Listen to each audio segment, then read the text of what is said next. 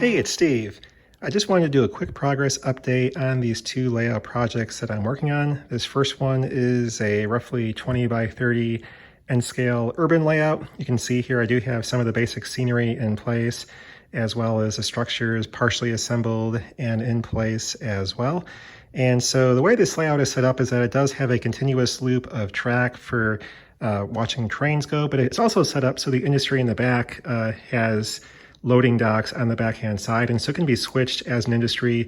You can basically ignore the runaround track here through the tunnel, and then you basically have multiple industries to switch, and you can kind of use the tunnel area as coming from off the layout as your staging section, and then come on and switch these three industries. So that's pretty much how it's set up to run.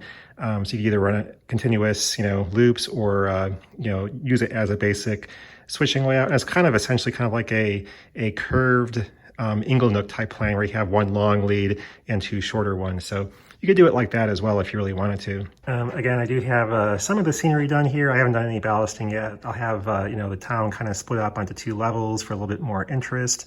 I do have the one scratch built structure in the back is complete. So again, you can see this structure here has the pass through. I do have a floor in there as well. And so this is kind of like an interior part of this larger industry, which will have these loading docks on the front hand side here. So basically you'll have loading docks for this lower part, as well as an interior section you could switch if you wanted to as well. And then this will be kind of there's some smaller industries here you can switch on this layout. I'm working still on these retaining walls. We're just painted gray for now. I'll do some more detail on them. And the scenery here is just still actually wet, and I'm doing I'll have more shrubbery and trees and things like that as well. Probably some graffiti as well on these retaining walls once I progress a little bit farther. And this will just be general scenery here on this side. And I'll do some more details. I'll do probably some power lines, maybe a cell phone tower, that kind of stuff, to add some more interest to this little urban scene that I'm working on. Because it is a long tunnel section here, I do have a large corner industry with an opening so you can reach in there, get any derailed cars out pretty easily, and have access to that, or just watch the train run through the inside of the industry. So I'll probably go ahead and add some interior detail here as well to this building once I have everything else pretty much wrapped up. So anyway, that's a look at the 20 by 30 inch layout. Now here is a look at the 24 by 36 inch and scale mountain layout that I'm currently building.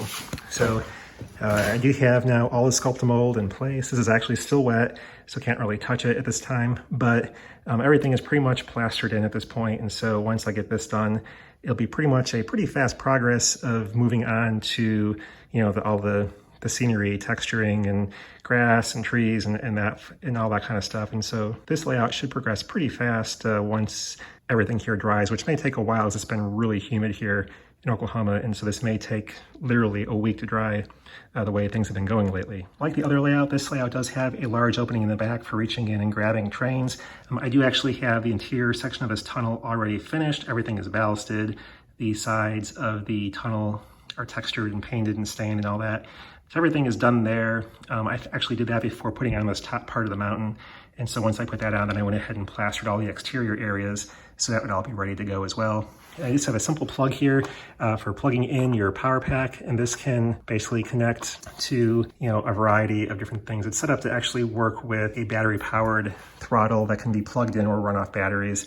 And so that'll be a mode of operation for this little layout here, which is just a simple loop of track, no switching at all, just basically a mountain scene to watch trains run. There will be a road here crossing this side and going around and across the track on the far side, and probably one or two little tiny structures here in this section of the layout. But for the most part, just a mountain scene with obviously a river here in the middle.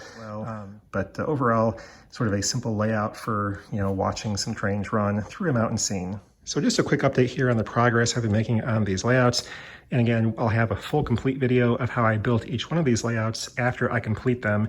So basically one long video of the construction of each one of these layouts. But anyway, that's all for now, and thanks for watching. Bye.